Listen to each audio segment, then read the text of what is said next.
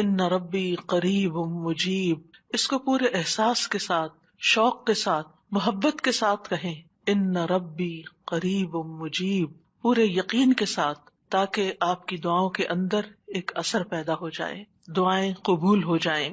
دعا مانگنے کے آداب میں سے یہ ہے کہ انسان سب سے پہلے اللہ سبحانہ تعالیٰ کی حمد و ثنا بیان کرے۔ ابن مسعود رضی اللہ عنہ کہتے ہیں، جب کوئی آدمی اللہ سے سوال کرنے کا ارادہ کرے، یعنی دعا مانگنے کا ارادہ کرے، نیت کرے، تو پہلے وہ اللہ کی ایسی حمد و ثنا بیان کرے جو اس کے لائق ہے، پھر نبی صلی اللہ علیہ وسلم پر درود بھیجے، اس کے بعد دعا کرے۔ تو گویا پہلے اللہ تعالیٰ کی تعریف، پھر درود شریف، اور پھر اپنی حاجت اور اپنا سوال۔ بس اس طرح کرنے سے ممکن ہوگا کہ وہ کامیاب ہو جائے، یعنی اس کی دعا پوری ہو جائے۔ مسند احمد کی ایک روایت میں آتا ہے، رسول اللہ صلی اللہ علیہ وسلم نے ایک آدمی کو نماز میں دعا کرتے ہوئے سنا کہ اس نے نہ اللہ عز و جل کا ذکر کیا اور نہ ہی نبی صلی اللہ علیہ وسلم پر درود پڑھا، یعنی جو آخر میں ہم اتحیات میں پڑھتے ہیں۔ تو رسول اللہ صلی اللہ علیہ وسلم نے فرمایا، اس نے جلد بازی سے کام لیا۔ پھر اسے بلایا اور اسے اور دوسروں سے فرمایا، جب تم میں سے کوئی شخص نماز پڑھے تو پہلے اپنے رب کی تعریف و ثنا کرے۔ تو ہم نماز شروع کرتے ہیں اللہ اکبر کہہ کر، تو سب سے پہلے ہاتھ باندھ کر کیا کرتے ہیں؟ سبحانک اللہم و بحمدک و تبارک اسمک و تعالی جدک، اللہ تعالیٰ کی تسبیح بیان کرتے ہیں، حمد کرتے ہیں، اللہ تعالیٰ کی بڑائی بیان کرتے ہیں۔ اس کے بعد سورۃ الفاتحہ پڑھتے ہیں تو وہاں بھی اللہ تعالیٰ کی سب سے پہلے حمد و ثنا کرتے ہیں، اللہ تعالیٰ کی صفات کا ذکر کرتے ہیں، پھر اس کے بعد دعا مانگتے ہیں۔ اسی طرح جب ہم نماز کا اختتام کر رہے ہوتے ہیں تو نماز کے اختتام پر بھی اللہ تعالیٰ کی تعریف کے بعد پھر ہم درود شریف پڑھتے ہیں، اور نماز کے بالکل آخری حصے میں پھر جتنی چاہیں دعائیں مانگیں، پھر دعائیں قبول بھی ہوتی ہیں۔ تو یہ نماز کے اینڈ پر، یعنی پہلے حمد و ثنا، اللہ کا ذکر، تسبیحات جیسے رکوع میں تسبیح، اور پھر رکوع سے اٹھتے ہوئے اللہ تعالیٰ کی تعریف، اور پھر مختلف ارکان ادا کرتے ہوئے بار بار اللہ اکبر کا کہنا، اور پھر اس کے بعد یہ کہ جب سارے کام پورے ہو جاتے ہیں تو پھر اللہ تعالیٰ سے مانگا جاتا ہے کہ اللہ تعالیٰ تو ہمیں عطا کر۔ تو جس نے پہلے اپنے رب کی تعریف کی، پھر نبی صلی اللہ علیہ وسلم پر درود پڑھا اور پھر اس کے بعد دعا کی تو اس کی دعا قبول ہوگی۔ جہاں تک اللہ سبحانہ تعالیٰ کی تعریف کا، حمد و ثنا کا تعلق ہے، تو اس میں ہم قرآن مجید کی طرف اگر رجوع کریں تو سب سے بہترین ثنا اور دعا اور اللہ تعالیٰ کی تعریف کا آغاز سورۃ الفاتحہ سے ہوتا ہے۔ الحمد للہ رب العالمین الرحمن الرحیم مالک یوم الدین ایاک نعبد و ایاک نستعین اہدنا الصراط المستقیم صراط الذین انعمت علیہم غیر المغضوب علیہم ولا الضالین۔ سورۃ الفاتحہ اللہ تعالیٰ کی حمد و ثنا پر مشتمل سورت ہے۔ رسول اللہ صلی اللہ علیہ وسلم نے فرمایا، اللہ تعالیٰ فرماتے ہیں، اور یہ حدیث قدسی ہے، کہ نماز یعنی سورۃ الفاتحہ میرے اور میرے بندے کے درمیان نصف نصف تقسیم کر دی گئی ہے، اور میرے بندے کے لیے وہ ہے جو وہ مانگے۔ جب بندہ الحمد للہ رب العالمین کہتا ہے تو اللہ تعالیٰ فرماتے ہیں، میرے بندے نے میری حمد بیان کی۔ تو گویا سورۃ الفاتحہ میں سب سے پہلے ہم کیا کرتے ہیں؟ قرآن مجید کے آغاز میں الحمد للہ کہتے ہیں، تعریف سے بات شروع کرتے ہیں۔ پھر فرمایا، اور جب وہ الرحمن الرحیم کہتا ہے تو اللہ تعالیٰ فرماتا ہے، میرے بندے نے میری ثنا کی، یعنی میری تعریف بیان کی۔ اور جب وہ مالک یوم الدین کہتا ہے تو اللہ تعالیٰ فرماتے ہیں، میرے بندے نے میری بزرگی بیان کی، یا فرماتا ہے کہ میرے بندے نے اپنے کام میرے سپرد کر دیے۔ اور جب وہ ایاک نعبد و ایاک نستعین کہتا ہے تو اللہ تعالیٰ فرماتا ہے، یہ میرے اور میرے بندے کے درمیان ہے، اور میرے بندے کے لیے وہ ہے جو اس نے مانگا ہے، میرے بندے کے لیے وہ ہے جو اس نے مانگا ہے۔ تو گویا قرآن مجید کی پہلی سورت میں ہی ہمیں مانگنے کا ادب سکھا دیا گیا کہ مانگنے کے لیے سب سے پہلے اللہ تعالیٰ کی حمد و ثنا کرو، اللہ تعالیٰ کی تعریف بیان کرو، اور پھر ایاک نعبد یہ دعائے عبادت ہے، و ایاک نستعین دعائے مسئلہ ہے، جس میں ہم اللہ تعالیٰ سے مدد چاہتے ہیں زندگی کے تمام کاموں میں۔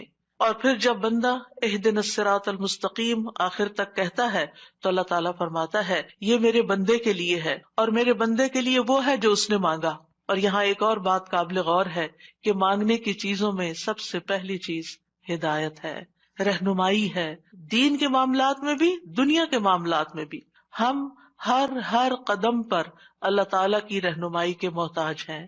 ہم بہترین گائیڈنس وہیں سے لے سکتے ہیں. اور جب ہم دن کی ہر نماز کی ہر رکعت کے اندر اللہ تعالیٰ سے ہدایت مانگتے ہیں اور اللہ تعالیٰ ہماری دعا قبول کر کے ہماری رہنمائی کرتے ہیں، تو آپ سوچئے کہ زندگی کا یہ سفر کتنا خوبصورت ہو سکتا ہے، اور پھر اس کا اختتام کتنا خوبصورت ہو سکتا ہے، اور پھر اس کا انجام کتنا پیارا ہو سکتا ہے. لہٰذا اللہ تعالیٰ سے ہم سب ہدایت مانگتے رہیں. اور ویسے بھی آپ دیکھیں کہ سورۃ الفاتحہ پڑھنے کے بعد جو دعا کی جاتی ہے وہ دعا قبول ہوتی ہے، یعنی یہ قبولیت دعا کی بھی علامت ہے. ابن عباس کہتے ہیں کہ اس دوران کے جبریل علیہ السلام نبی صلی اللہ علیہ وسلم کے پاس بیٹھے ہوئے تھے کہ اچانک انہوں نے اوپر سے ایک آواز سنی تو آپ نے اپنا سر اٹھایا. جبریل علیہ السلام نے فرمایا کہ یہ آسمان کا ایک دروازہ ہے جسے صرف آج کے دن کھولا گیا ہے، اس سے پہلے کبھی نہیں کھولا گیا تھا. پھر اس سے ایک فرشتہ اترا تو جبریل علیہ السلام نے فرمایا یہ فرشتہ جو زمین کی طرف اترا ہے یہ آج سے پہلے کبھی نہیں اترا.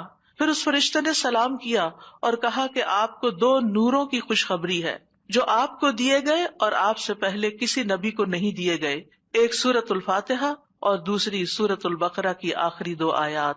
جب بھی آپ ان دونوں میں سے کوئی بھی دعائیہ جملے پڑھیں گے، یعنی اہدنا الصراط المستقیم اور وہاں پر آمن الرسول کے آخر میں جو دعائیں آتی ہیں، تو آپ کو مانگی ہوئی چیز ضرور عطا کر دی جائے گی. تو اس لیے سورۃ الفاتحہ پڑھ کے بھی آپ دعا شروع کر سکتے ہیں، اور اسی طرح آمن الرسول جب پڑھیں اس وقت کی دعائیں بھی توجہ سے، اور اس کے ساتھ مزید دعائیں بھی. یعنی یہ دعا تو ہم مانگیں گے ہی، اہدنا الصراط المستقیم. اور پھر آپ دیکھیے جب ہم پریشان ہوتے ہیں، ہم فکر مند ہوتے ہیں، ہم بیمار ہوتے ہیں، تو اس موقع پر بھی ہمیں رہنمائی کی ہی ضرورت ہوتی ہے کہ اب اس مسئلے کے حل کے لیے، اس بیماری کے علاج کے لیے، اس مشکل سے نکلنے کے لیے ہم کیا کریں. پھر اللہ تعالیٰ رستہ دکھا دیتا ہے اور ہم اس رستے کو اختیار کرتے ہیں اور اس مشکل سے باہر آ جاتے ہیں. تو اس لیے انسان کو ان دونوں چیزوں پر پورا اعتماد ہونا چاہیے. اور پھر آپ دیکھیے کہ حمد ہوتی کیا ہے. حمد اصل میں اللہ تعالیٰ کی تعریف کے لیے لفظ استعمال ہو رہا ہے یہاں پر، یعنی محبت اور تعظیم کے ساتھ اللہ تعالیٰ کا کامل وصف بیان کرنا، اللہ تعالیٰ کی تعریف بیان کرنا. کیونکہ اللہ تعالیٰ اپنی ذات، اپنی صفات، اپنے افعال، یہ 3 لفظ یاد رکھیے گا، اپنی ذات، اپنی صفات اور اپنے افعال یعنی کاموں میں کامل ہے، پرفیکٹ ہے. اس کے علاوہ کوئی اور ایسا نہیں کہ جس کے اندر کمال ہو. یہ کمال صرف اللہ تعالیٰ کے لیے ہے. اس لیے تعریف بھی اللہ ہی کی. وَلِلَّهِ الْحَمْدُ رَبِّ السَّمَاوَاتِ وَرَبِّ الْأَرْضِ رَبِّ الْعَالَمِينَ، کہ سب تعریف اللہ ہی کے لیے ہے جو آسمانوں کا رب ہے، زمین کا رب ہے اور سارے جہان والوں کا رب ہے. کیونکہ اسی نے سب کو پیدا کیا، زمین و آسمان اور جو کچھ ان کے بیچ میں ہے. اور پھر یہ کہ ہر نعمت جو ہمیں ملی اسی کی طرف سے، سب چیزوں کو پیدا کرنے والا خالق وہ، ہمارا بھی خالق وہ، اور پھر اس کے بعد ہمارا مالک بھی وہ، ہمارا رازق بھی وہ. جو کچھ بھی ہمارے پاس ہے، وَمَا بِكُم مِّن نِّعْمَةٍ فَمِنَ اللَّهِ، اسی کی طرف سے ہے. اس لیے سب تعریف بھی اسی کی. جب سب کچھ دیا اس نے تو پھر شکر بھی اسی کا ادا کرنا چاہیے. اور پھر آپ دیکھیے کہ ہدایت کا سبب جو کتاب اللہ ہے وہ بھی اللہ نے ہمیں دی، لہٰذا اس پر بھی اللہ تعالیٰ کی تعریف. تو اللہ تعالیٰ نہ صرف یہ کہ دنیا میں بلکہ آخرت میں بھی تعریف کا حقدار ہے. الحمد للہ الذی لہ ما فی السماوات وما فی الارض وَلَهُ الْحَمْدُ فِي الْآخِرَةِ وَهُوَ الْحَكِيمُ الْخَبِيرُ. سب تعریف اللہ کے لیے ہے کہ جو کچھ آسمانوں میں ہے اور جو کچھ زمین میں ہے سب اسی کا ہے، اور آخرت میں بھی سب تعریف اسی کے لیے ہے. وہی کمال حکمت والا، ہر چیز کی خوب خبر رکھنے والا ہے. اور پھر اللہ تعالیٰ کی صفات کا جو ذکر ہے کہ کیوں نہ اس کی تعریف کی جائے، کیونکہ وہ تو مہربان ہے، رحمان اور رحیم ہے. اور اللہ تعالیٰ کی 100 رحمتیں ہیں جن میں سے صرف ایک اس دنیا کے لیے، باقی 99 آخرت کے لیے. اس لیے تعریف دنیا میں بھی اللہ کی اور آخرت میں بھی. اور پھر مالک یوم الدین بھی وہی ہے کہ جس دن ہمارے اعمال کا فیصلہ ہوگا، اس لیے تعریف اسی کی کہ اس نے یہ فیصلہ اپنے ہاتھ میں رکھا ہے. اور پھر ہم اسی کی عبادت کرتے ہیں. جس رب کی اتنی صفات ہو پھر اس کی عبادت کیوں نہ کی جائے، اور اسی سے ہم مدد چاہتے ہیں اور سب سے پہلے ہدایت چاہتے ہیں، اور پھر انعام یافتہ لوگوں میں شامل ہونا چاہتے ہیں. ان لوگوں میں نہیں جن پر رب ناراض ہے، اور ان میں بھی نہیں کہ جو بھٹکے ہوئے لوگ ہیں. تو سورۃ الفاتحہ میں جہاں دعا کا ادب بیان ہو رہا ہے وہاں اللہ تعالیٰ کی صفات کا بھی ذکر ہے، کیونکہ فَلِلَّهِ الْأَسْمَاءُ الْحُسْنَى فَادْعُوهُ بِهَا، سب اچھے اچھے نام اللہ کے ہیں، لہٰذا ان ناموں کے ساتھ اس کو پکارو، یعنی اس کی صفات بیان کر کے، اس کی تعریف کر کے اس کو پکارو۔ نبی صلی اللہ علیہ وسلم جب صبح کے وقت اٹھتے تھے اور تہجد کی نماز شروع کرتے تھے تو اس وقت ہاتھ باندھ کر دعا پڑھتے تھے، یعنی اذا قام من اللیل یتہجد قال، اس وقت کیا پڑھتے؟ اللہم لک الحمد، اللہ سب تعریف تیرے ہی لیے ہے، انت قیم السماوات والارض ومن فیہن ولک الحمد لک ملک السماوات والارض ومن فیہن ولک الحمد انت نور السماوات والارض ولک الحمد انت الحق ووعدک الحق ولقاؤک حق وقولک حق والجنۃ حق والنار حق والنبیون حق ومحمد صلی اللہ علیہ وسلم حق والساعۃ حق۔ اس کے بعد دعا کرتے اللہم لک اسلمت وبک آمنت وعلیک توکلت وإلیک انبت وإلیک خاصمت وإلیک حاکمت فاغفر لی ما قدمت وما اخرت وما اسررت وما اعلنت انت المقدم وانت المؤخر لا الہ الا انت۔ یہ تھا آپ کی دعا مانگنے کا انداز۔ کتنی زیادہ پہلے اللہ تعالیٰ کی تعریف کی اور پھر اس کے بعد اپنا آپ اللہ تعالیٰ کے سپرد کیا، اور آخر میں جو معصوم عن الخطا ہے نبی صلی اللہ علیہ وسلم، جن کی کوئی غلطیاں ہی نہیں، کوئی گناہ ہی نہیں، وہ کیا مانگ رہے ہیں؟ ایک چیز مانگ رہے ہیں، کیا؟ فاغفر لی ما قدمت وما اخرت وما اسررت وما اعلنت، اللہ تو مجھے بخش دے، میرے اگلے پچھلے پوشیدہ اور ظاہری گناہوں کو معاف کر دے، تو ہی پہلے تھا اور تو ہی آخر میں ہوگا، تیرے سوا کوئی معبود نہیں۔ نبی صلی اللہ علیہ وسلم کے تہجد کے وقت کی اس دعا سے ہمارے لیے سیکھنے کی کیا بات ہے کہ دعا کا ایک بڑا حصہ کس پر مبنی ہونا چاہیے؟ اللہ تعالیٰ کی تعریف پر مبنی ہونا چاہیے۔ لیکن ہم نے کبھی یہ دعا کا سلیقہ سیکھا ہی نہیں، اللہ تعالیٰ کی یہ تعریف کبھی اس طرح کی ہی نہیں۔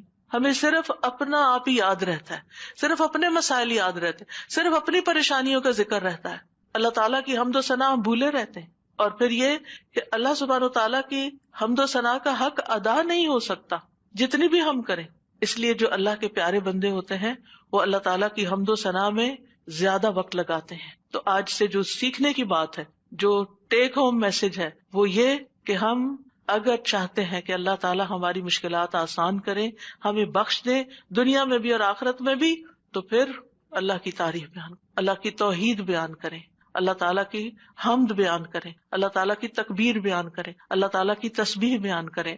اور پھر ہم دیکھتے ہیں کہ قیامت کے دن اللہ تعالیٰ نبی صلی اللہ علیہ وسلم کو سفارش کرنے سے پہلے اپنی حمد سکھائیں گے۔ یعنی ایک تو دنیا کے دعائیں ہیں نا جو دنیا میں ہم مانگتے ہیں، اور آخرت میں اس بات کی دعا کہ اللہ تعالیٰ آپ حساب کتاب قائم کر دیں، یہ بھی ایک دعا ہوگی نا، یہ سفارش ایک دعا ہے۔ لیکن اس سفارش سے پہلے کیا ہوگا؟ یعنی قیامت کے دن جب لوگ پریشان ہوں گے، انبیاء کے پاس جائیں گے تو انبیاء ان کو آگے بھیجتے جائیں گے حتیٰ کہ لوگ محمد صلی اللہ علیہ وسلم کے پاس آئیں گے۔ تو حدیث میں آتا ہے کہ وہ کہیں گے تم سب محمد صلی اللہ علیہ وسلم کے پاس جاؤ، اللہ نے ان کے اگلے پچھلے سب گناہ معاف فرما دیے ہیں، تو وہ سب میرے پاس آئیں گے، تو میں سب کو لے کر اللہ کی بارگاہ میں حاضر ہونے کی اجازت چاہوں گا۔ اجازت ملنے پر سجدے میں گر پڑوں گا۔ عاجزی دیکھیے، ہمبلنس دیکھیے، اور جب تک اللہ چاہے گا میں سجدے میں ہی رہوں گا، یعنی جتنا اللہ پسند کرے گا اتنی دیر میں جھکا ہی رہوں گا۔ ہمارے سجدے کیسے ہوتے؟ ٹھونگے مار رہے ہوتے، اوپر نیچے، بس تھوڑی سی ایکسرسائز۔ حکم ہوگا اے محمد اپنا سر سجدے سے اٹھاؤ، مانگو دیے جاؤ گے، کہو سنا جائے گا، اور سفارش کرو تمہاری سفارش قبول کی جائے گی۔ میں اپنا سر اٹھاؤں گا اور اللہ کی وہ حمد کروں گا جو مجھے اس کی طرف سے سکھائی جائے گی، یعنی اس دن سکھائی جائے گی، اور وہ حمد وہیں ملے گی اور ان الفاظ سے حمد کریں گے۔ یعنی وہ حمد آج ہمیں نہیں پتا، آپ کو بھی نہیں پتا، اس وقت آپ کو سکھائی جائے گی، یعنی وہ ایسی حمد ہوگی جو اس سے پہلے کبھی نہیں ہوگی۔ اور پھر اللہ تعالیٰ کی حمد کے بعد آپ دعا کریں گے اور پھر حساب کتاب شروع ہو جائے گا۔ کیسا ہے وہ دن جس سے ہم غافل رہتے ہیں، جس کو ہم بھولے رہتے ہیں۔ اگر اس دن کی فکر لگ جائے تو دنیا کی ساری پریشانیاں ختم ہو جائیں، سارے دکھ دور ہو جائیں، سارے مسئلے ہی ختم ہو جائیں، کوئی مسئلہ ہی نہ رہے۔ اس لیے ہم سب کو اس رمضان میں جو سیکھنے کی بات ہے وہ یہ کہ دعائیں تو ہم کریں گے، لیکن اس سے زیادہ ہم اللہ تعالیٰ کی حمد و ثنا بیان کریں گے۔ اللہ تعالیٰ کی حمد و ثنا کے دو حصے ہیں، ایک تسبیح ہے اور ایک تحمید ہے۔ اللہ سبحانہ تعالیٰ نے اپنی تسبیح اور تحمید دونوں کا حکم دیا ہے۔ سورۃ الحجر میں آتا ہے فسبح بحمد ربک، یعنی حمد کے ساتھ اور کیا کرو؟ تسبیح کرو۔ وکم من الساجدین، اور سجدہ کرنے والوں میں سے ہو جائیں۔ سورۃ النصر میں آتا ہے فسبح بحمد ربک واستغفرہ انہ کان توابا، آپ اپنے رب کی حمد کے ساتھ اس کی تسبیح کیجئے اور اس سے بخشش طلب کیجئے، یقیناً وہ بڑا توبہ قبول کرنے والا ہے۔ سورۃ الواقعہ میں آتا ہے فسبح بسم ربک العظیم۔ سورۃ الاعلی میں آتا ہے سبح اسم ربک الاعلی، یعنی باقاعدہ تسبیح کا حکم دیا گیا ہے۔ ایک اور جگہ آتا ہے وسبح بحمد ربک بالعشی والابکار، صبح و شام اپنے رب کی حمد کے ساتھ تسبیح کیجیے۔ اللہ تعالیٰ اہل ایمان کو بھی حکم دیتے ہیں، مجھے اور آپ کو بھی حکم دیتے ہیں، یا ایھا الذین آمنوا اذکروا اللہ ذکرا کثیرا وسبحوہ بکرۃ واصیلا، اے ایمان والو اللہ کو بکثرت یاد کرو اور صبح و شام اس کی تسبیح کیا کرو۔ کیوں؟ اس لیے کہ اللہ سبحانہ تعالیٰ نے خود اپنی تسبیح بیان کی ہے، سبحان الذی اسری بعبدہ لیلا من المسجد الحرام الی المسجد الاقصی۔ فرشتے اس کی تسبیح بیان کرتے ہیں، یسبحون بحمد ربہم، انبیاء اس کی تسبیح بیان کرتے ہیں، رسول اللہ صلی اللہ علیہ وسلم اللہ تعالیٰ کی تسبیح بیان کرتے تھے، کائنات کی ہر چیز اللہ کی تسبیح بیان کر رہی۔ وَإِن مِّن شَيْءٍ إِلَّا يُسَبِّحُ بِحَمْدِهِ وَلَٰكِن لَّا تَفْقَهُونَ تَسْبِيحَهُمْ، یہ زمین جس پر ہم بیٹھے ہیں یہ بھی اللہ کی تسبیح کرتی ہے، یہ آسمان جس کو ہم دیکھتے ہیں وہ بھی اللہ کی تسبیح کرتا ہے، ایک ایک ذرہ اللہ کی تسبیح کر رہا، ایک ایک ذرہ، الیکٹرونز اور پروٹونز بھی اللہ کی تسبیح کر رہے ہیں، ہر چیز اللہ کی تسبیح میں ہے، اور اہل ایمان بھی اللہ کی تسبیح کرتے ہیں۔ پھر ہم تسبیح کیوں نہ کریں؟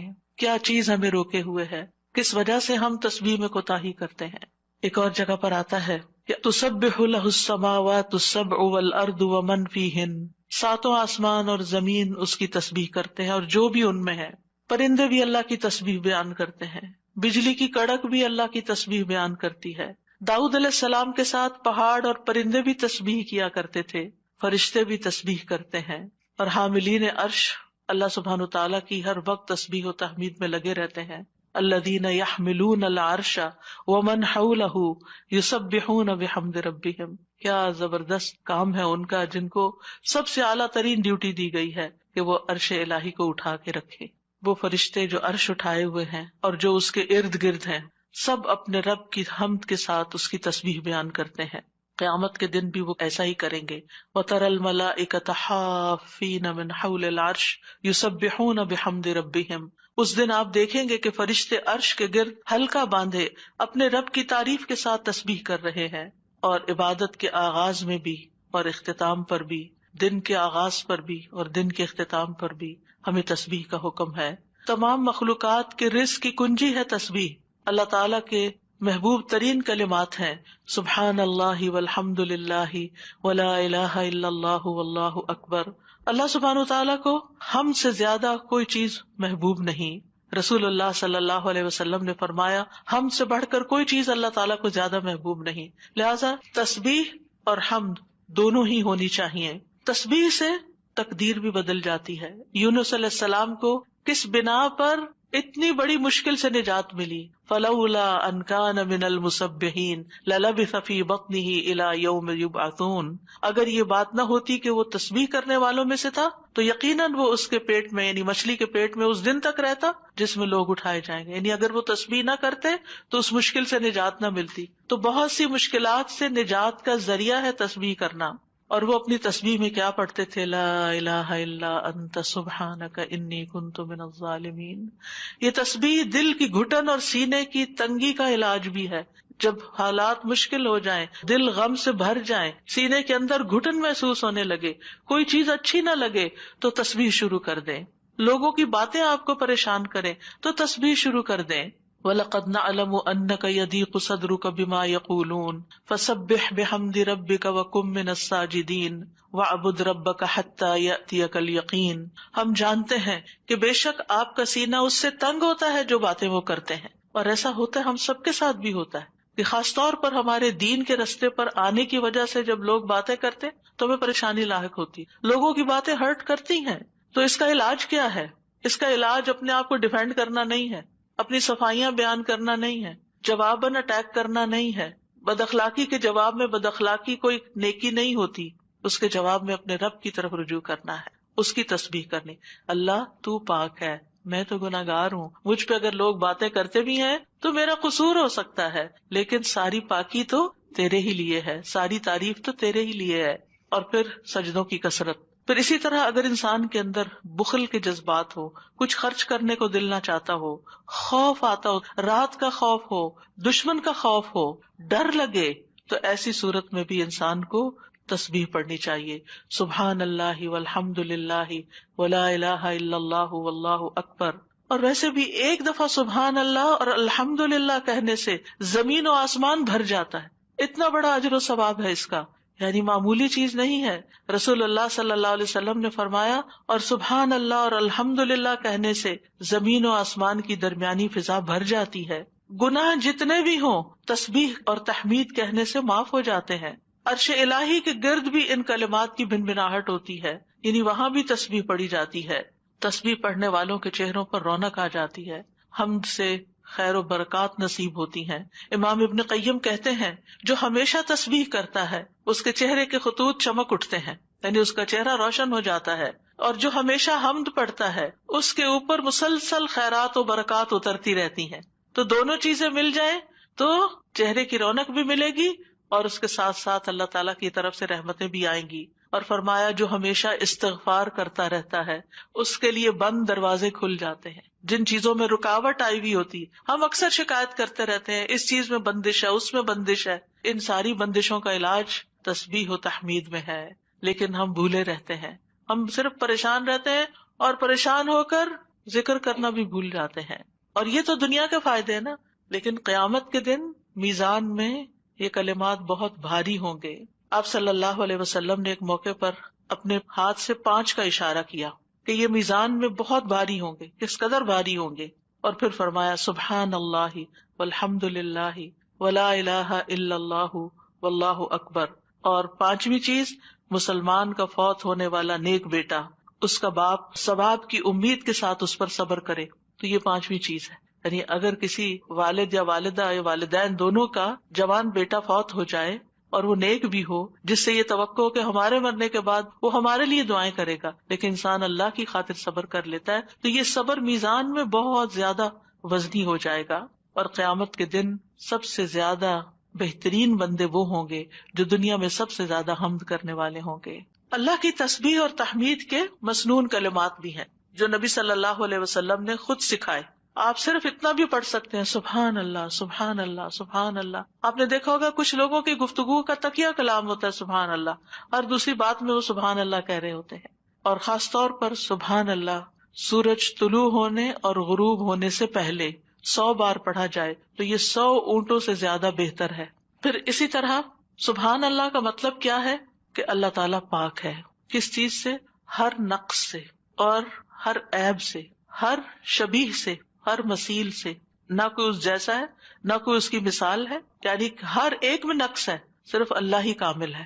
تو اس کے کمال کی وجہ سے، یعنی وہ کامل ذات ہے، اس کے اندر کسی قسم کی کوئی کمی نہیں، کوئی عیب نہیں، کوئی خرابی نہیں، کوئی نقص نہیں. تو ہم جب کہتے ہیں سبحان اللہ تو اللہ تعالیٰ کو ہر طرح کے نقص سے پاک قرار دیتے ہیں، اور اس کے کمال میں بھی کوئی نقص نہیں، یعنی اللہ سبحانہ تعالیٰ میں کوئی عیب نہیں، اور پھر یہ کہ وہ کامل ہے اور اس کے کمال میں کوئی کمی نہیں، کچھ بھی کمی نہیں. یہ بھی تسبیح کا معنی ہوتا ہے. اور پھر یہ کہ اللہ سبحانہ تعالیٰ ہر کمی سے، کوتاہی سے، اور ان سارے جھوٹے خیالات اور گمانوں سے جو لوگ اس کے بارے میں رکھتے ہیں، ان سب سے پاک ہے.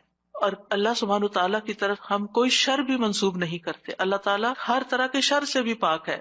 تو یہ اللہ تعالیٰ کی بڑائی کا ایک کلمہ ہے. ایک شخص نے حضرت علی رضی اللہ عنہ سے پوچھا کہ سبحان اللہ کیا ہے؟ انہوں نے کہا یہ اللہ کی بڑائی کی تعظیم ہے. سبحان اللہ کلمہ توحید بھی ہے، ایمان کا رکن بھی ہے.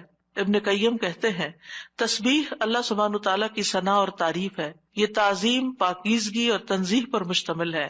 فرشتے مسلسل اس کی تسبیح کرتے ہیں، رکتے ہی نہیں. تمام کائنات، حیوانات، جمادات، نباتات، ریت کے ذرات، پانی کے قطرے، ہوائیں، بجلیاں، ہر چیز اس کی تسبیح کر رہی ہے. اور یہ تسبیح دنیا کی زندگی ختم ہونے سے ختم نہیں ہو جائے گی. جب قیامت آئے گی تو ہر چیز ٹوٹ پھوٹ جائے گی نا، یہ کائنات اس طرح نہیں رہے گی جیسے ہے، لیکن تسبیح ختم نہیں ہوگی، وہ پھر بھی جاری رہے گی. اور مومن جب جنت میں پہنچیں گے تو ان کا ذکر کیا ہوگا؟ تسبیح ہی ہوگی، اللہ تعالیٰ کی حمد و ثنا ہی ہوگی. تو نماز بھی اللہ کے لیے ہوتی ہے، دعا بھی اللہ تعالیٰ سے کی جاتی ہے، اسی طرح تسبیح بھی صرف اللہ کی ہوتی ہے. آپ کسی انسان کی تسبیح نہیں کر سکتے. وہ کہتے ہیں نا تم کس کی تسبیح پڑھ رہے ہو، کسی کی بھی نہیں پڑھنی چاہیے، کیونکہ کوئی پاک ہے ہی نہیں، ہم سب خطا کار ہیں، ہم سب سے غلطیاں ہوتی ہیں. تو اس لیے یہ بھی صرف اور صرف خالصتاً اللہ کے لیے. اور کلمہ سبحان جو ہے یہ اللہ کے سوا کسی کے لیے نہیں بولا جا سکتا. یہ نام بھی نہیں رکھنا چاہیے بچوں کا. اگر کوئی بھول کے رکھ چکا ہے تو اس کو تھوڑا سا آلٹر کر لے، سبحان رکھ لیں، ٹھیک ہے. سبحان نام نہیں رکھتے، یہ نام میں نے سنا تھا کہیں کسی نے رکھا ہوا تھا. تو سبحان جو ہے یہ یعنی ہر عیب سے پاک، یہ کیسے ہو سکتا ہے؟ کوئی صرف اللہ تعالیٰ ہی کی صفت ہے. تو اس لیے اللہ تعالیٰ ہی پاک ہے اور اس کے سوا کسی کی پاکی بیان نہیں کی جا سکتی کہ وہ بالکل پاک انسان ہے، پیور ہے. نہیں، سب کے اندر کوئی نہ کوئی کمی بیشی ہوتی ہے. تسبیح کے دوسرے مسنون الفاظ ہیں سبحان اللہ و بحمدہ. اس میں سبحان اللہ کے ساتھ حمد کا بھی ذکر کر دیا گیا. رسول اللہ صلی اللہ علیہ وسلم سے پوچھا گیا کون سا کلام افضل ہے؟ آپ نے فرمایا جو اللہ نے اپنے فرشتوں اور بندوں کے لیے چنا ہے، یعنی سبحان اللہ و بحمدہ. تو بات میں پھر شروع سے جا کے ملاؤں گی کہ یہ خالی تسبیح پہ کوئی لیکچر میں نہیں دے رہی. یہ دعا مانگنے سے پہلے آپ نے جو کلمات ادا کرنے ہیں، جو اذکار کرنے ہیں، جو تسبیحات پڑھنی ہیں، یہ ان کی وضاحت ہو رہی ہے کہ یہ بہترین دعائیں ہیں ایک طرح سے. یعنی اگر آپ صرف اللہ تعالیٰ کی تعریف بیان کرتے رہیں اور کچھ بھی نہ کہیں تو آپ کو وہ ساری خیر مل جائے گی جو آپ چاہتے ہیں اور اس سے بھی زیادہ. دعا مانگنے میں ہم عام طور پر صرف ایک چیز کو دعا سمجھتے ہیں اور وہ یہ ہے کہ اللہ سے کسی چیز کا سوال کرنا. وہ صرف 1% ہے. اللہ تعالیٰ سے دعا کے مختلف طریقے ہیں اور اسی میں سے ایک اس کی حمد و ثنا بیان کرنا، بلکہ کچھ مانگنے سے پہلے تو لازمی طور پر اس کی حمد و ثنا کرنا. تو سبحان اللہ کہنا جو ہے یہ توحید کی انتہا ہے کہ اللہ تعالیٰ کو ان عیوب سے پاک قرار دینا جو اس کے شان کے لائق نہیں.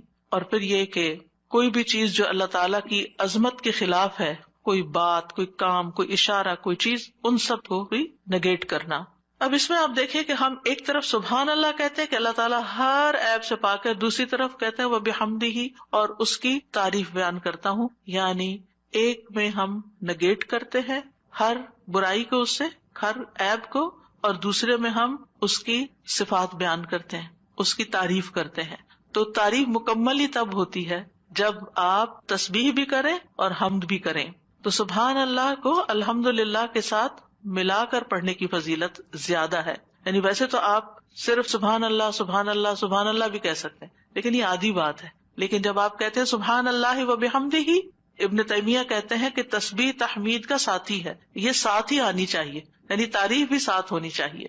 تیسرا ورژن ہے سبحان اللہ و بحمدہ سبحان اللہ العظیم. پاک ہے اللہ اپنی حمد کے ساتھ، پاک ہے اللہ جو بہت عظمت والا ہے.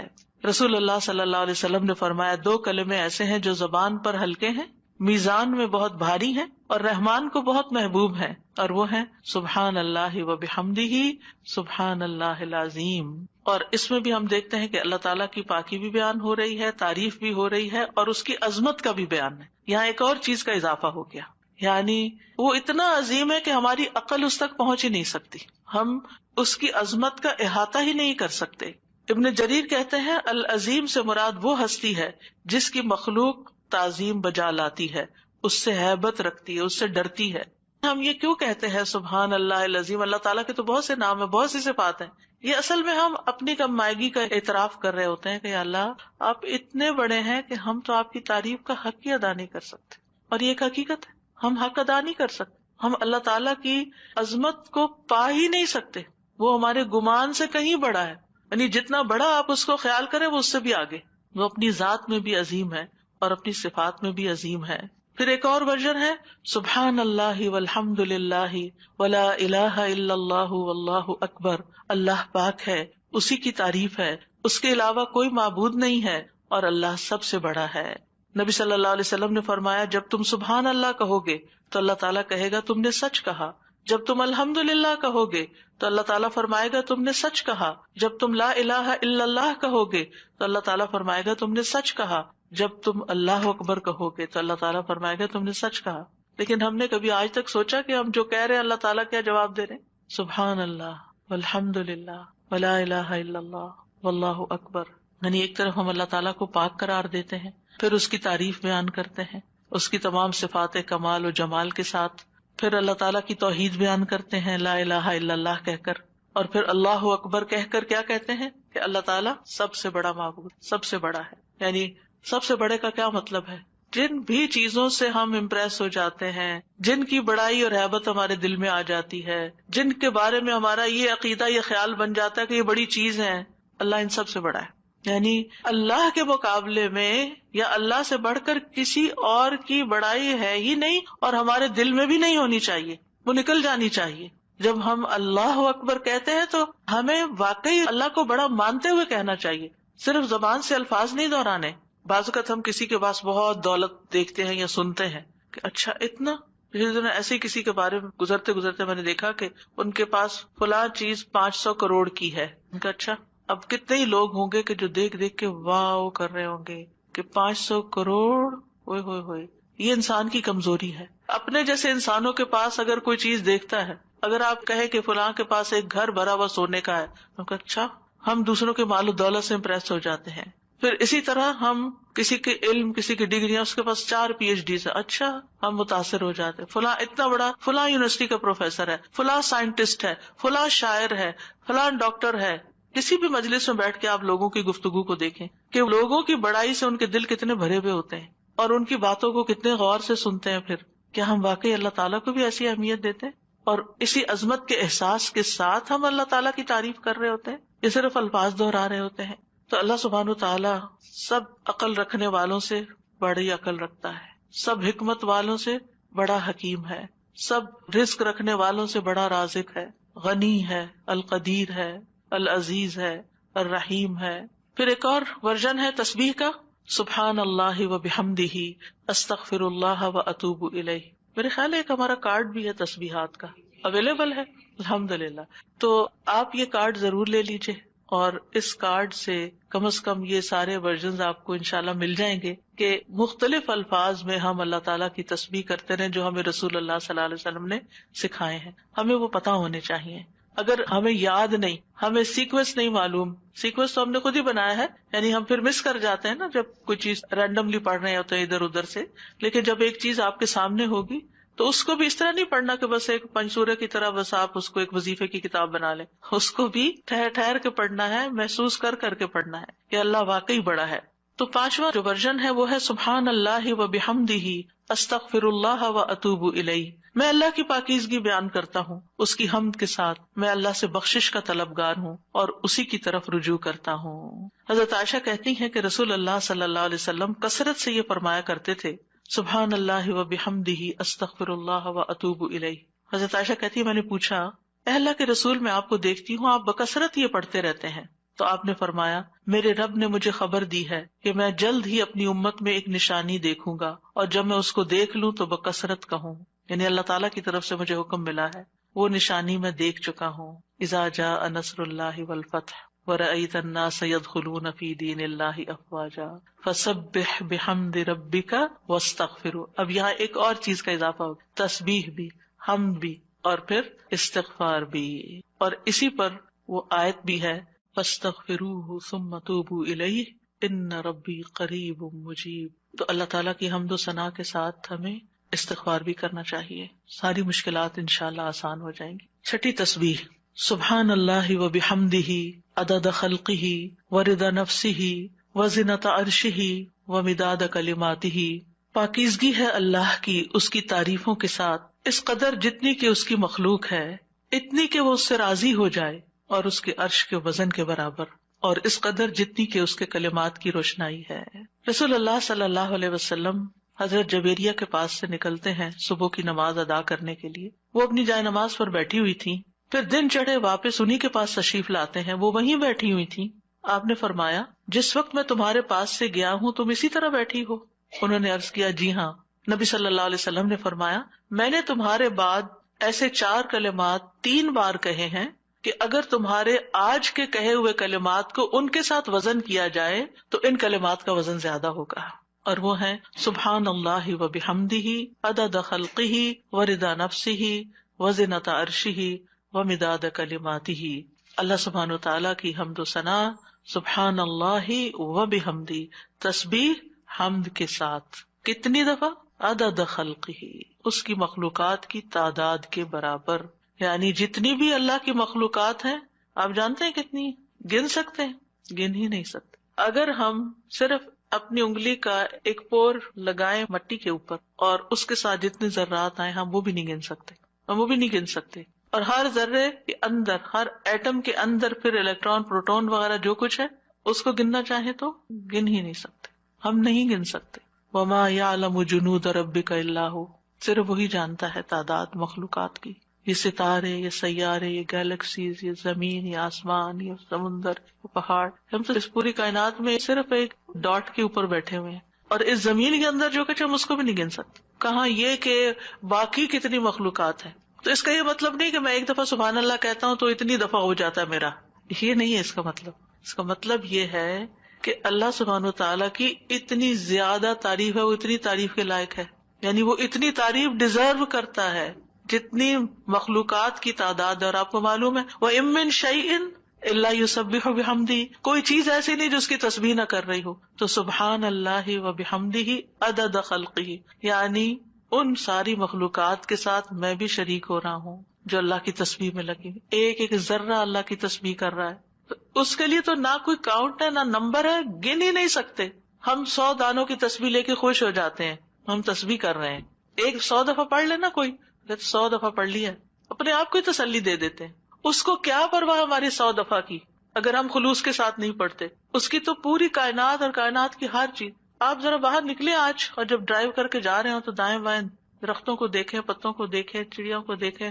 آج صبح اتفاق سے پھر سنو پڑنے لگی تو میں ونڈو سے جب دیکھنے لگی تو پہلا خیال مجھے یہ آیا، یا اللہ اچھی خاصی پڑھ رہی تھی، اتنے اس کے فلیکس ہیں، یہ سارے تسبیح کرتے ہوئے گر رہے ہیں، سجدے میں پڑھ رہے ہیں، سجدے میں پڑھ رہے ہیں، حکم مانتے چلے جا رہے، مانتے، اور جب تک اللہ کا حکم ہوگا برسیں گے، اور پھر جب ختم ہو جائے گا بس ختم ہو جائیں گے. اور تھوڑی دیر کے بعد ان کا وجود بھی ختم ہو گیا، یعنی انہوں نے اپنے حصے کی تسبیح کر لی. جتنی دیر میں پیدا ہوئے تھے، جتنی دیر میں ختم ہوئے، اپنی تسبیح کرتے کرتے گئے، آغاز سے انتہا تک. بارش کے قطرے، ہوائیں، اڑتے پتے، یعنی کوئی انتہا ہی نہیں. یہ تو بہت معمولی مثال ہے، اگر انسان غور کرنا شروع کرے تو کوئی اس کی انتہا نہیں. عدد خلقہ، دل بھر کے کہا کریں عدد خلقہ، اور اپنے امیجنیشن کو بڑھائیں. پھر آپ دیکھیں گے کہ آپ کے اندر اللہ کی محبت کیسی آئے گی. تو جس کی تسبیح، جس کی تعریف اتنی کائنات کر رہی، اگر میں نے کوتاہی کی تو سراسر میرا ہی نقصان ہے، اس کا کچھ نہیں بگڑے گا، اس کو پرواہ ہی نہیں ہے. میں کرتی ہوں یا نہیں اس کو نہیں پرواہ. ہاں اگر میں دل سے کرتی ہوں اور محبت سے کرتی ہوں تو وہ بڑا ہی قدردان ہے. اور اس میں آپ دیکھیں کہ مخلوقات کی صرف ایک قسم مراد نہیں ہے، جن، انسان، فرشتے، چھوٹے بڑے، جانور، حیوان، پرند چرند، سب کے سب.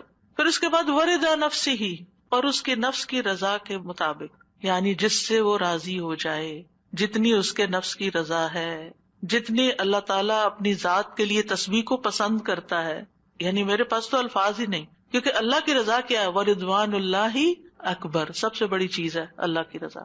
یا انسانیوں کہ میں اللہ کی تسبیح کر رہی ہوں حتیٰ کہ وہ راضی ہو جائے، اور پھر اس کے بعد بھی تسبیح کر رہی ہوں، اس کے بعد بھی حمد ہے، وہ مجھ سے راضی بھی ہو جائے پھر بھی میں مزید کروں گی. یہ نہیں کہ میرا ایم یہ ہے کہ بس اللہ کو راضی کرنا ہے اور راضی ہو گیا بس میرا کام ختم. نہیں، اس سے زیادہ، اس سے آگے. وزنۃ عرشہ، اس کے عرش کے وزن کے برابر، یعنی میں اتنی حمد اور تسبیح بیان کر رہی ہوں جتنا عرش کا وزن ہے. عرش ساری مخلوقات میں سے سب سے بڑی چیز ہے. وَهُوَ رَبُّ الْعَرْشِ الْعَظِيمِ.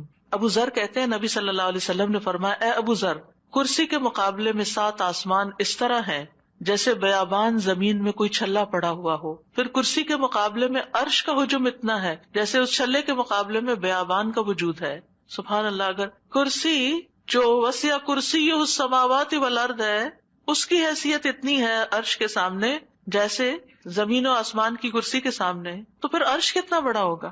اور آپ کو معلوم ہے کہ اس کی مقدار کو اللہ کے سوا کوئی نہیں جانتا. تمام مخلوقات سے اونچا ہے وہ، یعنی مخلوقات کے بعد جو ہے وہ آسمان ہے، اور آسمان کے بعد جنت کے 100 درجے ہیں، اور ہر درجے کا درمیانی فاصلہ جو ہے وہ اتنا ہی ہے جیسے زمین اور آسمان کے بیچ کا فاصلہ. اور جنت الفردوس کی چھت کے اوپر عرش ہے. اسی لیے حضرت آسیہ نے کہا تھا رب ابنی لی عندک بیتن فی الجنہ، کہ قرب ہی قرب ہو، کیونکہ اس قرب میں لذت ہے، اس کو قریب محسوس کرنے میں اصل مزہ ہے. اور حقیقت یہ ہے کہ اس دنیا میں سب سے زیادہ خوبصورت احساس، سب سے زیادہ لذت والی چیز رب کی معرفت ہے. یہ سب سے بڑی حقیقت ہے، سب سے بڑا ٹروتھ ہے. جو اپنے رب کو پا لیتا ہے اور اپنے رب کے قرب کو محسوس کر لیتا ہے، پھر اس کے سامنے دنیا کی ہر نعمت چھوٹی ہو جاتی ہے، ہر مسئلہ چھوٹا ہو جاتا ہے، کیونکہ اس نے پا لیا ہے جس کو پانا چاہیے تھا، جس کے لیے وہ بھیجا گیا تھا دنیا میں، اس نے اس کو پا لیا. تو بہرحال اللہ تعالیٰ کے عرش کے وزن کے برابر اس کی حمد و ثنا. ومداد کلماتی ہی، کلمات سے مراد اللہ کا وہ کلام ہے جس کے ساتھ اللہ نے اپنے رسولوں کے ساتھ کلام کیا، جو کتابوں کی شکل میں اتارا، جو اس کے لوح محفوظ میں ہے. یہ کلام، اس کی وسعت کیا ہے؟ قرآن مجید میں آتا ہے قل لو کان البحر مدادا لکلمات ربہ لنفد البحر قبل ان تنفد کلمات ربہ ولو جئنا بمثلہ مددا. کہہ دیجئے اگر سمندر میرے رب کی باتوں کے لیے سیاہی بن جائے تو یقیناً سمندر ختم ہو جائے گا اس سے پہلے کہ میرے رب کی باتیں ختم ہوں، اگرچہ ہم اس کے برابر اور سیاہی لے آئے. دوسری جگہ پر آتا ہے 7 ابحر، 7 سمندر بھی مزید آ جائیں تو خشک ہو جائیں گے لکھ لکھ کر، لیکن رب کے کلمات ختم نہیں ہوں گے. اس کے برابر اللہ کی تعریف. اور یہاں پر ایک طرح سے بطور مبالغہ سب چیزوں کی مثال دی گئی ہے، ورنہ اللہ کی تعریف تو اس سے بھی زیادہ، اس کا تو کوئی شمار ہی نہیں کر سکتا. پھر ہم اپنی ساری زندگی میں کتنی تسبیح کر رہے ہیں، کیا کر لیا ہم نے؟ کچھ بہت بڑا مارکا مار لے. پھر کس بات کا غرور، کس بات کا تکبر کہ ہم کیا چیز ہیں، ہم کتنے نیک ہیں، یہ تو خیال آنا بھی نہیں چاہیے. حاملین عرش، جو فرشتے عرش اٹھائے ہوئے ہیں، وہ اللہ تعالیٰ کی تسبیح بیان کرتے ہیں اور کہتے ہیں ما عبدنا کا حق کا عبادتک، ہم نے آپ کی عبادت کا حق ہی ادا نہیں کیا. وہ اللہ کی عظمت کو جانتے ہیں نا، اس لیے کہتے ہیں کہ ہم نے عبادت کا حق ادا نہیں کیا. ہم اللہ تعالیٰ کی عظمت کو نہیں جانتے، ہم اللہ کی معرفت نہیں رکھتے، لہٰذا ہم بڑی تسلی میں ہیں کہ ہم نے تو عبادت کر لی، ہم تو ساری نیکیاں کر لیں، یہ بھی کر لیے، یہ بھی کر لیے، یہ بھی خانے پورے کر لیے. اور 7ویں تسبیح اللہ اکبر کبیرہ والحمد للہ کثیرا وسبحان اللہ بکرۃ واصیلا. بہت ہی خوبصورت کلمات ہیں. اللہ سب سے بڑا ہے، بہت بڑا، اور تمام تعریف اللہ کے لیے ہے بہت زیادہ، اور تسبیح اللہ ہی کے لیے ہے صبح اور شام. ابن عمر کہتے ہیں ہم رسول اللہ صلی اللہ علیہ وسلم کے ساتھ نماز پڑھ رہے تھے کہ لوگوں میں سے ایک آدمی نے کہا اللہ اکبر کبیرہ والحمد للہ کثیرا وسبحان اللہ بکرۃ واصیلا. تو رسول اللہ صلی اللہ علیہ وسلم نے فرمایا یہ اس طرح کے کلمات کہنے والا کون ہے؟ تو لوگوں کی جماعت میں سے ایک آدمی نے عرض کیا اللہ کے رسول میں ہوں. آپ نے فرمایا کہ مجھے تعجب ہوا کہ اس کے لیے آسمان کے دروازے کھول دیے گئے، یعنی ان کلمات کے لیے جو محبت اور شوق سے اس نے پڑھے. ابن عمر کہتے ہیں میں نے ان کلمات کو پھر کبھی بھی نہیں چھوڑا. افسوس کہ ہمیں زندگی میں بڑی دیر سے پتہ چلا ہے، اور جو ہم نے دعائیں رٹی ہوئی ہیں نا ان کو ہم آٹو پہ لگا کے شروع کر دیتے ہیں اور بھول جاتے ہیں کہ ہم بھی اللہ اکبر کہہ کے سب سے پہلے ہاتھ باندھ کر اللہ کی تکبیر بیان کریں. لیکن انشاءاللہ اگر کوشش جاری رہی تو عادت بھی ہو جائے گی. وہ کہتے ہیں جب سے میں نے رسول اللہ صلی اللہ علیہ وسلم سے یہ بات سنی کہ اس کے لیے آسمان کے دروازے کھول دیے گئے، میں نے اس کو چھوڑا ہی نہیں، اور ہم نے کبھی اس کو پڑھا ہی نہیں.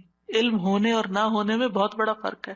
ہم 2-4 باتیں جان لیتے ہیں تو ہم سمجھتے ہیں ہم نے سب کچھ سیکھ لیا، اور کیا سیکھنا ہے، اس کی ضرورت محسوس نہیں کرتے. دوبارہ اس میں اللہ تعالیٰ کی بہت زیادہ بڑائی کا اظہار ہے، اس کی تعظیم ہے، اس کی بہت زیادہ تعریف ہے، اور اس کی تسبیح ہے صبح و شام. پھر 8ویں تسبیح سبحانک اللہم وبحمدک وتبارک اسمک وتعالی جدک ولا الہ غیرک. اے اللہ تو پاک ہے اپنی تعریف کے ساتھ، تیرا نام بڑی برکت والا ہے، تیری بزرگی بلند و برتر ہے، تیرے علاوہ کوئی الہ نہیں. رسول اللہ صلی اللہ علیہ وسلم نے فرمایا بے شک اللہ کو سب سے زیادہ محبوب کلام یہ ہے کہ بندہ یوں کہے سبحانک اللہم وبحمدک وتبارک اسمک وتعالی جدک ولا الہ غیرک. اور اس میں اللہ تعالیٰ کے نام کی خیر و برکت کا ذکر بھی ہے. تبارک اسمک. 9ویں تسبیح سبحان اللہ لا شریک لہ لہ الملک ولہ الحمد وہو علی کل شیء قدیر لا حول ولا قوۃ الا باللہ سبحان اللہ وبحمدہ. ابو ذر کہتے ہیں آپ صلی اللہ علیہ وسلم نے فرمایا اللہ کے نزدیک محبوب ترین کلام یہ ہے. 10ویں تعریف اللہم لک الحمد کلہ والیک یرجع الامر کلہ. اے اللہ تیرے ہی لیے سب تعریف ہے اور تیری ہی طرف سب کام لوٹتے ہیں. ایک اعرابی نے کہا کہ مجھے کوئی دعا سکھا دے جس سے مجھے فائدہ پہنچے، تو آپ نے اس کو یہ دعا سکھا دی، اللہم لک الحمد کلہ، ساری ہی تعریف تیرے لیے، والیک یرجع الامر کلہ، سارے معاملات تیرے ہی حضور پیش ہوتے ہیں. یعنی تعریف کا حقدار بھی تو ہی ہے، اور اس کے بعد یہ کہ ہمارے اعمال ہوں یا کام ہوں یا جو بھی معاملات ہوں سب کے سب تیرے ہی پاس جا رہے ہیں. اور پھر اللہم ربنا لک الحمد ملء السماوات وملء الارض وملء ما شئت من شیء بعد. اے اللہ، اے ہمارے رب، تیرے ہی لیے ہر قسم کی تعریف ہے جس سے کہ آسمان بھر جائیں، زمین بھر جائے، اور ہر وہ چیز بھر جائے جسے تو چاہے کہ وہ بھر جائے. رسول اللہ صلی اللہ علیہ وسلم یہ دعا مانگا کرتے تھے، اور یہ دعا جو ہے اس میں اللہ تعالیٰ کی حمد ہے جس کو کوئی شمار نہیں کر سکتا. اور پھر سبحان اللہ عدد ما خلق، آپ سب بھی پڑھیے میرے پیچھے، سبحان اللہ عدد ما خلق، سبحان اللہ ملء ما خلق، سبحان اللہ عدد ما فی الارض والسماء، سبحان اللہ ملء ما فی السماء والارض، سبحان اللہ ملء ما خلق، سبحان اللہ عدد ما احصا کتابہ، وسبحان اللہ ملء کل شیء. میں اللہ کی پاکیزگی بیان کرتا ہوں ان چیزوں کی گنتی کے برابر جو زمین و آسمان میں ہیں. میں اللہ کی اتنی پاکیزگی بیان کرتا ہوں جس سے وہ چیزیں بھر جائیں جو آسمان و زمین میں ہیں. کیا کہا؟ اتنی پاکیزگی بیان کرتا ہوں کہ جس سے ہر وہ چیز بھر جائے جو آسمان اور زمین میں ہے. اتنی بھر بھر کے میں تعریف کر رہا ہوں اللہ کی. میں اللہ کی پاکیزگی بیان کرتا ہوں جس سے اس کی مخلوقات بھر جائیں. میں اللہ کی پاکیزگی بیان کرتا ہوں ان چیزوں کی گنتی کے برابر جن کو اس نے اپنی کتاب میں شمار کیا، یعنی لوح محفوظ میں. اور میں اللہ کی اتنی پاکیزگی بیان کرتا ہوں جس سے ہر چیز بھر جائے. اور یہ خوبصورت ترین دعا ہے اللہ تعالیٰ کی تعریف کی. 12ویں تعریف ہے یا بدیع السماوات یا حی یا قیوم انی اسألک. اے آسمانوں کو پیدا کرنے والے، اے زندہ اور قائم رہنے والے، بے شک میں تجھ سے سوال کرتا ہوں. اب سوال پہ آ رہے ہیں کہ میں تجھی سے مانگتا ہوں. یعنی جس نے ہر چیز کو پیدا کیا، آسمان اور زمین کو نئے سرے سے پیدا کیا، وہ کچھ بھی کر سکتا ہے، اس کے لیے کوئی چیز بھی مشکل نہیں. اور پھر اس میں اللہ تعالیٰ کے اور ناموں کا بھی واسطہ ہے، الحی القیوم کا بھی. 13ویں تعریف اللہم انی اسألک انی اشہد انک انت اللہ لا الہ الا انت الاحد الصمد الذی لم یلد ولم یولد ولم یکن لہ کفوا احد. اے اللہ، بے شک میں تجھ سے سوال کرتا ہوں، بے شک میں گواہی دیتا ہوں کہ یقیناً تو ہی اللہ ہے، تیرے سوا کوئی الہ نہیں، تو ایک ہے، بے نیاز ہے، ایسی ذات ہے جس نے کسی کو جنم نہیں دیا اور نہ ہی تو جنم دیا گیا ہے، اور نہ ہی اس کا کوئی ہمسر ہے، اور نہ ہی وہ جنم دیا گیا اور نہ ہی اس کا کوئی ہمسر ہے.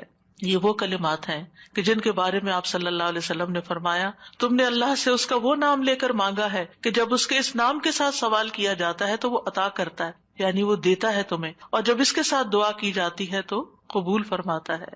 اور پھر 14ویں تعریف اللہم انی اسألک بان لک الحمد لا الہ الا انت وحدک لا شریک لک المنان بدیع السماوات والارض ذی الجلال والاکرام. اے اللہ، میں تجھ سے مانگتا ہوں، یعنی پہلے تعریف کر لی ساری، پھر آخر میں سوال کر لیا، اللہ تجھ سے مانگتا ہوں اس وسیلے سے کہ ساری ہم تیرے لیے ہے، تیرے سوا کوئی اور معبود نہیں، تو اکیلا ہے، تیرا کوئی شریک نہیں، اے بہت زیادہ احسان کرنے والے اور آسمانوں اور زمین کو پیدا کرنے والے، جلال اور اکرام والے. نبی صلی اللہ علیہ وسلم نے ایک بار ایک آدمی کو اس طرح دعا کرتے ہوئے دیکھا تو آپ نے فرمایا یقیناً تو نے اللہ سے اس کے اسم اعظم کے ذریعے دعا مانگی ہے، جب اس کے ذریعے دعا مانگی جائے تو اللہ اسے ضرور قبول کرتا ہے، اور جب اس کے ذریعے سوال کیا جائے تو ضرور عطا کرتا ہے. تو دعا کرنے سے پہلے حمد و ثنا کرنی چاہیے.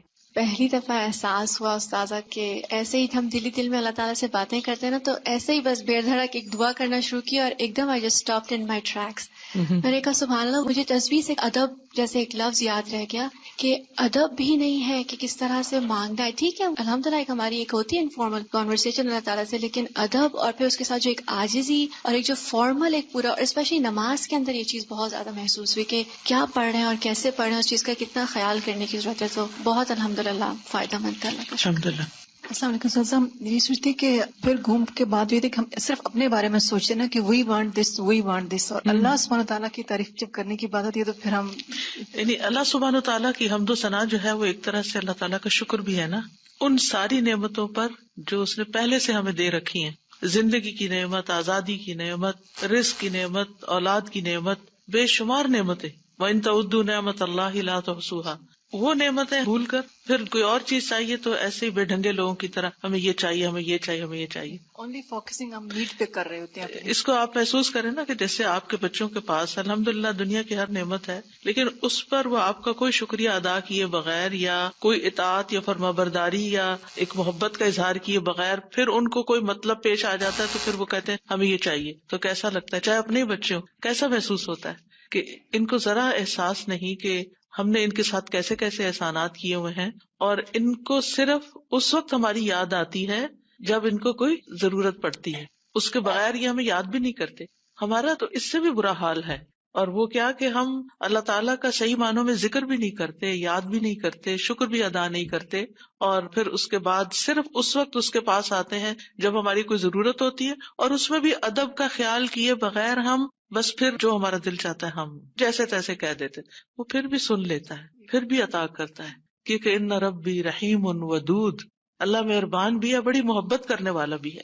جہاں وہ قریب اور مجیب ہے وہ رحیم اور ودود بھی ہے. سافی جی، جب ہم اللہ تعالیٰ کی حمد و ثنا کرتے ہیں تو وی فیل سو کلوز ٹو اللہ سبحانہ Yes. تعالیٰ. ایسے فیلنگ نہیں آتی جب تک اللہ تعالیٰ کو سمجھے نہ، ان کی تعریف نہ کریں اللہ تعالیٰ کی. بالکل. استاذہ جی مجھے تو بس یہی ہو رہا تھا سن کے، وما قدر اللہ کا قدری. کتنی دفعہ ہم نے مسبحات بھی پڑھی اور تدبر کے ساتھ بھی پڑھی، لیکن مجھے لگ رہا تھا کہ ہمیں ہر وقت ریمائنڈرز کی ضرورت ہے. جیسے ہم بھول جاتے ہیں بار بار بار بار، اور اتنے اندر تک جیسے ایک جھنجھوڑ سی نہیں ہو گئی کہ اللہ کی تسبیح تو ہر مخلوق اس کی کر رہی ہے اور کتنی کنٹینیوس کر رہی ہے. ہم پھر بھول جاتے ہیں، پھر تھوڑا سا کرتے ہیں، پھر کہتے ہیں ہمارا اب یہ بس یہ ٹائم ہے تسبیح کا، حالانکہ تسبیح بس تو ہمارا یہ ساری ٹارگیٹ ہے، بس اتنی کر لی اور پھر ہم نے فارغ. ٹائم مقرر کر لیا. ہم تو گن گن کے دیتے ہیں. اللہ سبحانہ تعالیٰ ہمیں ان گنت نعمتوں سے نوازتا ہے. کچھ وہ ہیں جن کو ہم جانتے ہیں، اور زیادہ تر تو وہ ہیں جن کو ہم جانتے بھی نہیں ہیں، تو ان کو ایکنالج بھی نہیں کرتے. جی استاذہ، پہلی دفعہ مجھے حمد اور تسبیح کا مطلب جو فرق تھا نا وہ سمجھ میں آیا. آج تک کبھی غور ہی نہیں کیا تھا کہ تسبیح پڑھتے ہوئے بس تسبیح تسبیح کر رہے ہوتے تھے، لیکن تسبیح کا مطلب کہ اللہ کو ہر عیب سے پاک کرنا اور حمد پھر اس کی تعریف کرنا، مطلب یہ بات مجھے واقعی پہلی دفعہ سمجھ آئی. اور اب الحمدللہ تسبیح کرتے ہوئے اور حمد کرتے ہوئے پتہ چلتا ہے، فرق محسوس ہوتا ہے کہ یہ کیا مانگ رہے ہیں ہم. الحمدللہ. وہ ایک ہوتا ہے نا تزکیہ، اور پھر ہوتا ہے تحلیہ. تزکیہ ہوتا ہے کسی چیز کو پاک صاف کرنا، اور تحلیہ ہوتا ہے اس کو بیوٹیفائی کرنا.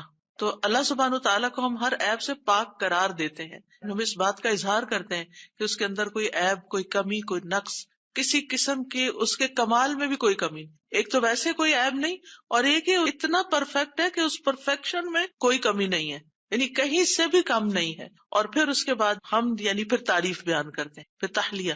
سبحانک اللہم و بحمدک، اشہد ان لا الہ الا انت، استغفرک و اتوب الیک. یہ بھی ایک تسبیح ہے. السلام علیکم و رحمۃ اللہ وبرکاتہ.